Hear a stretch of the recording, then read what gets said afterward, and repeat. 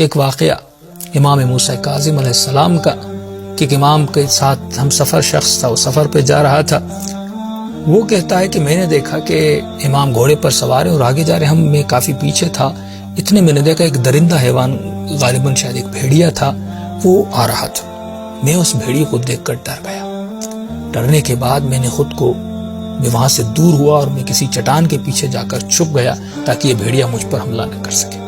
اب میں دور سے دیکھ رہا تھا کہ یہ بھیڑیا امام کے ساتھ کیا کرتا ہے، موسیٰ بن جعفر کے ساتھ کیا کرتا ہے. کہ اتنے میں نے دیکھا کہ یہ بھیڑیا امام کی سواری کے قریب گیا اور اس نے اپنے دونوں ہاتھ امام کے گھوڑے کی زین کے قریب لائے اور اس نے سر کو جھکایا.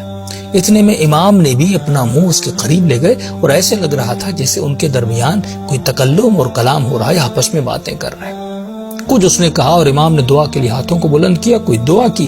دعا کرنے کے بعد یہ آگے چلتا گیا اور جب چھوڑ کر امام کو جانے لگا اور دوڑتا ہوا جا رہا تھا اور بہت بلند آواز میں، جو حیوان جیسے آواز نکالتے، کچھ اپنی آوازیں کرتا ہوا جا رہا تھا. مجھے لگ رہا تھا وہ کچھ کہہ رہا ہے اور امام کہہ رہے تھے آمین ثم آمین، اللہم آمین اللہم آمین.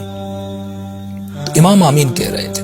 جب وہ بہت دور ہو گیا تو پھر میں اپنی جگہ سے اٹھا اور اٹھنے کے بعد میں امام کے قریب گیا. تو میں نے امام سے پوچھا کہ مولا یہ ماجرا کیا تھا؟ میں تو سوچ رہا تھا وہ آپ پر حملہ کرے گا. امام فرماتے ہیں کہ یہ حیوان میرے قریب آیا، اس کی جو مادہ ہے یا اس کی جو بیوی ہے، اس کو مسئلہ تھا، وہ کہنے آیا تھا کہ میری بیوی کو بچہ پیدا ہو رہا ہے اور وہ قریب یہ غار میں ہے اور اس کو بچہ پیدا ہونے میں بہت تکلیف ہو رہی ہے.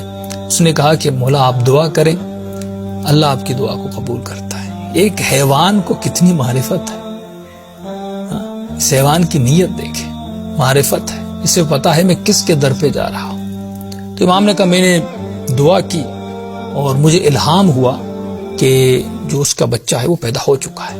میں نے اسے کہا کہ جلدی جاؤ، تمہاری جو مادہ ہے اس نے بچہ پیدا کر دیا ہے. کہ وہ خوشی خوشی دوڑتا ہوا گیا. کہ میں نے دیکھا کہ اللہم آمین کی آوازیں آ رہی تھی اور 3 مرتبہ آپ نے یہ کہا. تو آپ نے ایسا کیوں کہا؟ تو امام نے فرمایا کہ وہ جب جا رہا تھا تو بلند آواز میں کہہ رہا تھا، کیونکہ ہم نے دعا کی اور دعا قبول ہوئی، تو وہ بلند آواز میں کہہ رہا تھا کہ پروردگارا، کبھی بھی محمد و آل محمد کا ماننے والا کسی ایسے صحرا میں پھنس جائے، اس کا گوشت ان درندوں پر حرام کرنا. یعنی یہ درندے کبھی بھی حقیقی محمد و آل محمد کے چاہنے والوں کو ان کے گوشت کو نہ کھائیں اور انہیں نقصان نہ پہنچا سکیں. اور جب وہ کہتا ہوا جا رہا تھا میں بھی یہی کہہ رہا تھا اللہم آمین ثم آمین، خدایا اس کی دعا کو قبول کر فرما اور ہمارے چاہنے والوں کو درندوں کے شر سے